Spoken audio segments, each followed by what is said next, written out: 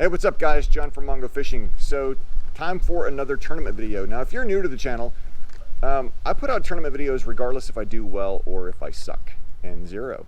I think that's important for people to realize that it's not always 5 bass limits. Sometimes you have bad days also.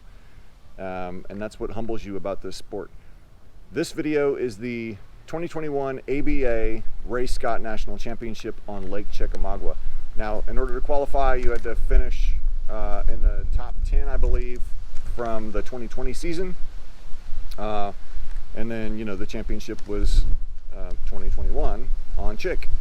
146 boats. Everybody fishes day 1, day 2. Top 50% fish day 3, but actually they just rounded it up and made it 75 boats fish day 3. And then the top 20% fish day 4. So we'll get into the footage and then we'll come back, discuss some baits and statistics and stuff like that, and then go from there. So here you go.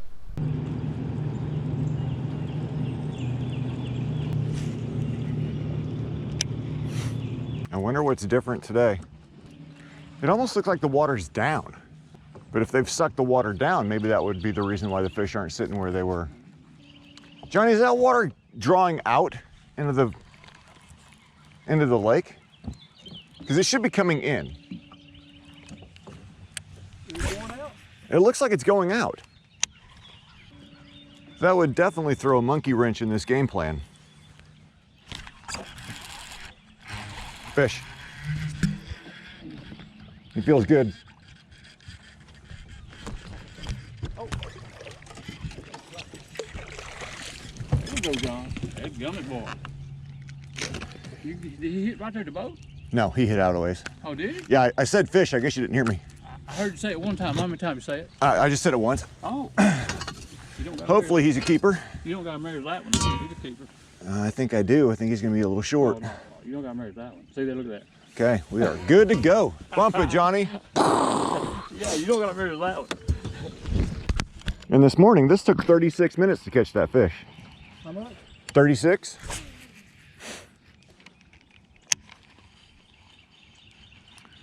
Like I said, I had 3 in 15 minutes in practice. You know why those buzzards are here? They're here because all of our hopes and dreams are dead.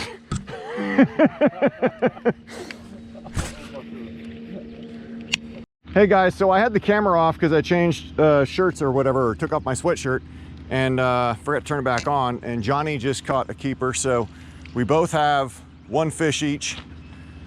So yeah, neither one of us are gonna zero. And we're going after them big females. Yes. He caught a bedfish, by the way, a blind cast bedfish. We assume it was a bedfish just by the way it ate. So anyway, keep fishing. All right, guys. So update. It's like 1 o'clock or whatever. I've had the camera off most of the day, but you really haven't missed anything. I've got a fish. Johnny's got a fish. Johnny caught a short fish, and that's it. It has been just brutal today. Absolutely brutal. So, and here's the deal. Here's why I'm having problems. So the lake has drawn down from yesterday. It's drawn down from practice, and obviously there wasn't a way for me to predict that because we were told that the lake was going to be on the rise for the next month and change, but apparently someone changed their mind on that and has dropped the lake since last night. So lake drops, fish pull out, and they're not where they were in practice. Keep fishing. You gonna get you a fish out of this big brush pile? Man, that's a brush pile. Yeah, that's a tree pile. There you go. Going? Oh, he's little. It's a spot, might keep, if. Oh, that's a largemouth.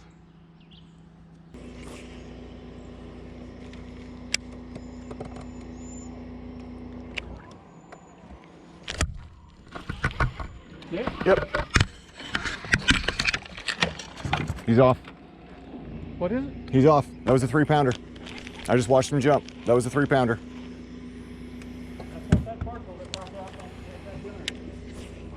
And I let him freaking eat this thing too. I don't know how he came off. Fish. Feels like a good fish. Feels like a real good fish. There he is. He is a keeper. Just got to get him in.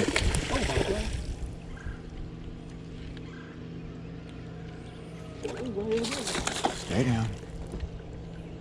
I got my drag set loose. You gonna drag it to me?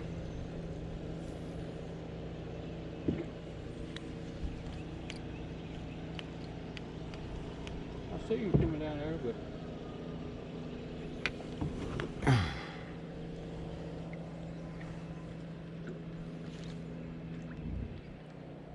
sorry, Johnny, I can't muscle him after losing that last one.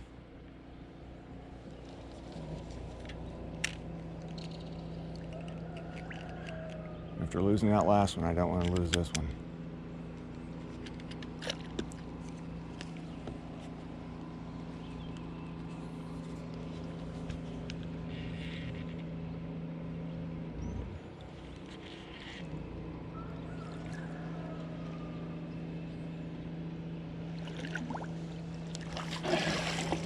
Thank you, sir.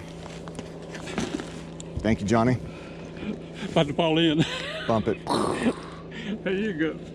All right. All right. That's a 3.5. Would you buy that little twig? Yeah. All right, guys, so right now, Johnny and I are taking bets as to what our fish weights are. And my guess for Johnny's fish is 186. And Johnny, what's your guess on your fish? 2 even. 2 even. For me, I think I have 4. No, I got 5. I got 5 even. That's my guess. 5 pounds? Yep, 5 pounds even. What's your guess? 6. He says I have 6. I say I have 5. But the bet is, Johnny, what's the bet? The bet is, if I win, I get a free guided trip, Mungo fishing. So Johnny wins a free guided trip with me. If I win, I get a free guided trip with me. And so it's a win-win. It's a win-win. All right, we'll see you guys at weigh-in.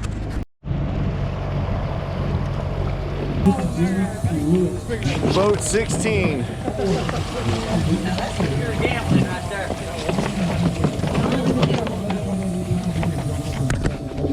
2 and 2.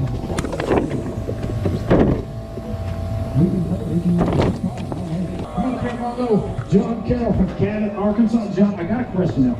Yes, sir. I ran the pairings last night. I didn't look at it before they were sent out, but how is it that you two know each other, both from Arkansas, both fished together before, come all the way to Tennessee and get fished together again? He's been my co before too. I know he has. In an ABA event. I know he has. He actually won. Yep. All right, John, you got 2 fish, 5.80, sitting in the top 10 and 7th right now. Ah, that will fall. You got fish on the scales, that's all. Yes, sir. Thank you. Johnny Crider, come on up here. He's out of Fulton, Arkansas. Got your fish. I don't know.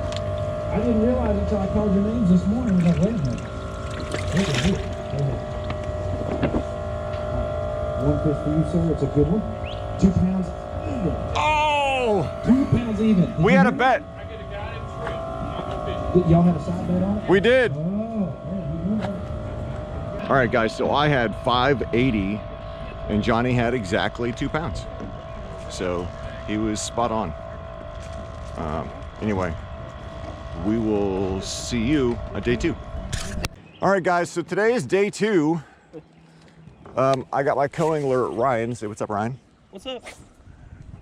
We're back in the same spot I started yesterday, even though I only caught 1 yesterday. I think the fish are here, so we're gonna start here again, give it a shot. There was another boat in front of us. He's leaving right now though, so hopefully he didn't sack them all up. Anyway, there's your update, beginning of day 2. Keep fishing. You got one? No? Tree pattern? I'm gonna need a nap. Oh my god. Told you they got some good fish back here. This is where Johnny and I both freaking Lost our bigs. This thing's a giant, dude.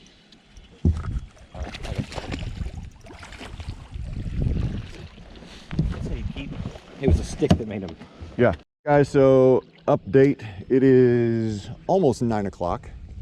I'm still sitting at 0. Ryan's got 1. Keep fishing. That's exactly where I lost that 3 yesterday. I don't need the net. That's exactly where I towed. Get the net. Get the net.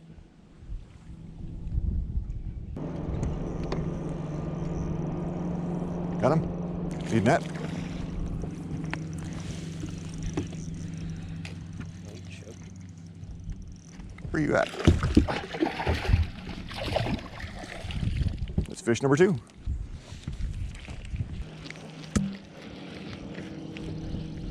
That one's a tank, dude. I can't even turn him.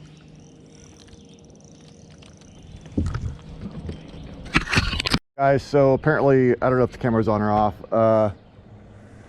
So Ryan just lost a biggin, like a big biggin. It would have been his limit, and it would have been, I would have had him in fishing day 3 for sure, because that was it was a 5+. Came off, jumped off, I don't know, probably 3 or 4 feet away from the boat. Anyway, it sucks. Keep fishing. All right, guys, it is 2:06. Camera's been on for quite a while. Mine's still got 2. I'm still sitting at 0. I've caught a short fish and a white bass. We're back to where we spent the majority of the morning. The wind's getting stupid out there in the lake right now, and I don't really feel like getting my ass kicked today. So, keep fishing. Try a totally different color. Cut a cutter worm in half and see if, or not half, but smaller. See if that friggin' color wants to work. Yep. Fish. Oh, he's probably not gonna keep, but we're gonna find out. No, he's short. He's way short. All right, guys, so there you have it. It was horrible. We'll discuss practice first. So, you know, I finished the Dumas tournament and I got on the road and I drove and drove and drove and drove, and I couldn't make the drive straight through. I was so tired. Ended up stopping, staying the night in a random like parking lot for a little while, and then got back on the road again, drove some more, and then stayed the night and or slept a couple more hours in a rest stop, and then finally got to Chickamauga. It was already daytime. So I got on the water and I launched at Sail Creek and I ran upriver and fished around for a while. Found some stuff, nothing special. I did find a pocket that had a nice, you know, had a 6-pounder. And so, you know, that looked really promising. It looked really, really promising. But then when I left that area, I had never been on Chick before. And so I didn't know that with a north wind that it would really, really stack up. So I came out of this little pocket or whatever, and I'm right into huge waves, like 2s and 3s with the occasional 4. And I took a big wave over the bow and basically flooded the boat. I mean, I took on at least 100 gallons of water, which then makes you sit a little lower. Perfect timing for that, right? You're gonna sit a little lower when you're already in some really crappy weather, really crappy seas. And so it was a 20-knot wind, 20-knot headwind, and these waves were stacked, and so I had to go super slow, bilge pumps blowing water, and so that was my practice on Sunday. Absolute trash. Honestly, I thought I cracked the hull because there was so much water in the boat. I thought that I had to have cracked the hull somehow. So, but I didn't. So day 2's practice, I launched up at takeoff and fished around there for a little bit and found a good swim jig bite. So the way it transpired is I just pulled into a random pocket and started casting swim jig, and like within 5 minutes, I caught, I was messing around with my live scope. It's the reason why I stopped there. It's because my live scope was giving me issues, I think because everything got jarred the day before. And so I was messing with that, and I figured, well, since I'm stopped here, I might as well fish for a little bit. Throwing a swim jig, and I caught one, and then like 5 minutes later, I caught another one. And then like, you know, maybe 5 or 10 minutes later, I caught another one, and I basically caught 3 fish in a 15-minute time frame. And I'm like, okay, I'm leaving. I'm not going to stay here and beat up all my fish. I'm going to mark this and go someplace else. At least now I know I've got some keepers. And so I left, and I went and found some bedfish, and then I found some fish on brush, on like natural laydowns and brush piles and stuff like that. And I caught everything that day on a white swim jig, I think. I'm pretty sure I caught everything on a white swim jig that day. So that was my Monday practice. My Tuesday practice, I wanted to expand on that. And so I went and ran back to the area that I had the 6-pounder on Sunday. And then I went and found a few other areas and kind of expanded on the swim jig thing. And it looked really, really good. And I had high confidence going into day 1 of the tournament that a white swim jig was going to be the deal. Now, here's the ironic part. So, you know, I fished the Dumas tournament, the Anvil Jaw tournament, very safe because I didn't want to run the risk of damaging the boat in any way, shape, or form and messing me up on Ray Scott. Well, on Tuesday afternoon, we got to be back, you know, off the water by 3 o'clock, and I'm running back in, and I spun a hub. And so I thought I was basically dead in the water. I could idle, but I couldn't get up on pad, if you will, right? I could only go maybe 4 to 5 miles an hour. And it shut down as soon as I came back in the pass, right? As soon as I came back in the creek that takeoff was out of. Now I still have miles to go. And my buddy John blows past me and kind of waves at me. And, you know, I wave back, and then I idle because I can't go any faster. And I idle up to the no wake zone, and there's John. He's idling also, but he's standing on the trolling motor. And I'm like, what's up, dude? And he's like, I just blew my engine. I'm like, what? And he's like, I just blew my engine just 10 minutes ago. I'm like, that's crazy. So I end up towing him back to takeoff. So I've got a spun hub. He's completely broke down. And I tow him back several miles to takeoff. And then I ran back to the house, swapped out props with an old beat up prop that was my spare prop. And I can't just put a new hub in this prop that I have. This is a pressed hub. It's not one that I can swap out myself. I have to take it to a prop shop. And so I just threw on the spare prop, and you know, it is what it is. Launched the boat again, called the tournament director, told him that I needed to get back in the water and run it around, make sure everything's good to go. And so he was like, cool. So I did that. And then, you know, tournament day starts, and we go to my swim jig spot, and the water had sucked down. And so we had been told the whole entire week or whatever that they're going to be filling Chickamauga and bringing the water level up. And so when I got out there that morning, I started realizing that it doesn't look right. It doesn't look the same as it had in practice. And basically they had dropped the lake like 6 to 8 inches overnight. And so everything had looked off. And it threw off my swim jig bite also, because they weren't sitting where they were, you know, the day prior or 2 days prior. So kind of had to improvise, you know, it is what it is. Didn't really figure anything out. Eventually found them on brush piles again with a Senko. Just had to slow down, fish slow, and finesse fish. Wacky rig Senko, basically. It was the only thing that I could put together. And so that was my day 1. Day 2, I went right back. Oh, and on day 1, I jumped off a good one. Day 2, I went back to that same spot and fished it the majority of the day and could not catch a keeper fish. My co, he did really well, my day 2 co. In fact, he came into that day, he had zeroed on day 1, and he came into day 2, you know, sitting with 0, and made the day 3 cut because he did so well and jumped up. He actually ended up making the day 4 cut and finished pretty well. But that's that, man. So yeah, 145 boats.